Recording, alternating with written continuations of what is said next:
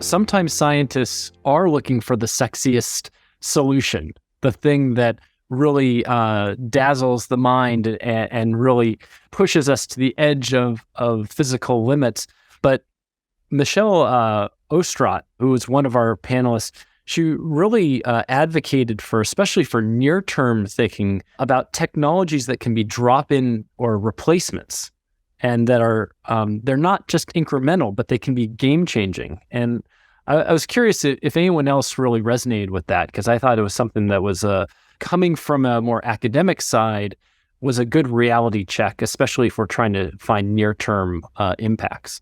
That resonated with me because, it seemed like we were convened to look at this intersection of all of these great ideas for solving climate change, all these great uses of nano, and then where do they intersect in a 4-year period to produce a solution, right? And I think that talking about drop-in replacement, to me, that was the most powerful takeaways. It was the first meeting that I was in where we were making an attempt to cut through a lot of, I don't want to call it noise, but a sea of ideas to find things that we can grab in the near term. And I think when we start talking about communicating to kids and to the public, that becomes one of the most important things. We're going to talk about net zero, at the grid or aviation.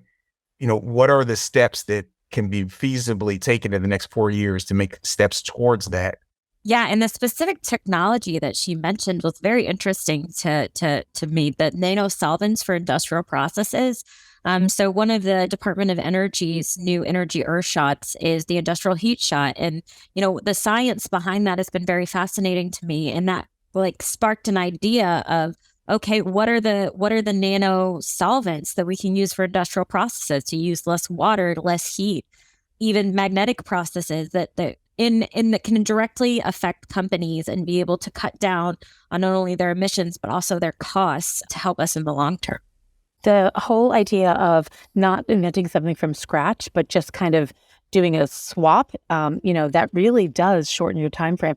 I had seen something about a company that's developing battery packs that can be installed in the fuselage of airplanes, right? Airplane travel is one of the most egregious contributors to greenhouse gases, right? But nobody wants to give up air travel. Putting batteries in, we have batteries, we have planes. You don't have to reinvent either one. So I didn't even think about that until she said it. I was thinking, we have to invent the things starting today, but we don't. I mean, and there are other options besides electric aerospace travel, including, sustainable aviation fuel. So, the background that we have done in bioenergy fuels for the future are going to be kind of very important for moving forward in that industry. Yeah, I agree. There's things need to be done right away. The thing that resonates with me is some of the nanotechnology solutions really are at the basic research level, especially some of the ones that will have, step change impact really are at the basic science level. And depending on how you look at the modeling, we have up to 30 years to solve this problem. If we can do some basic science now that's available in 10, 15 years, it still has a chance to make a big impact within 30 years. There are many examples of nanotechnology that's ready. There's examples of nanotechnology that's close to being ready. And I think all of those are very exciting. But I think, nanotechnology is a relatively new field, and it does simply take a long time for new technologies to be applied in the marketplace, both for scientific reasons and all kinds of other practical reasons, in addition to science. So yes, near-term solutions are critical, but I think basic science still has a role, an extremely important role to solve this problem. Yeah, I think Gavin Schmidt from NASA had a real pointed moment, and you guys probably remember, where he basically said, the only real metric that matters is reduction in emissions. This is the only thing that matters. And he kind of pounded the table. And there are some things that, maybe in 20 years have that step change and can drive something that's a big emitter to zero. But there are things that in the near term, by creating an extra percentage point of efficiency in electric transmission, or a little bit more efficiency by creating a better lubricant, I think having that full menu of options, as you say, Jeff, is important.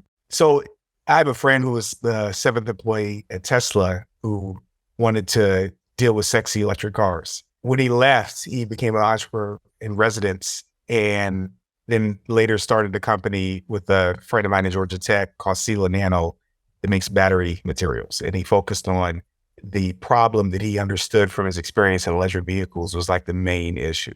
I actually got into science as an undergrad because of refrigeration and heat recovery, solid state. That's the thing that excited me the most. Never would have thought about interfaces. But what I learned is that we today would already have efficient heat harvesting and refrigeration in 90% of the applications from solid state. It wasn't for the losses at the interfaces. That's why Carbice got founded. I did my PhD work on vertical CNT arrays to address that problem, and other things started to show that interfaces were a critical thing in everything. So, I mean, my takeaway from this is that, when we start talking about nanotechnology and the real impact, even these examples that we gave on where they are today, they're hidden. It's the hidden X factor. And I just feel like I want to double down on helping to have that conversation so that these things that are so important and hidden are not so hidden. Because I think that if we could bring them up more, there are a lot of wins that we can have in the next 40 years. So that's my commitment, is to make sure that we'll keep listening to more of these technologies that are hidden, that are already having an effect, and make sure that we know how to push them forward.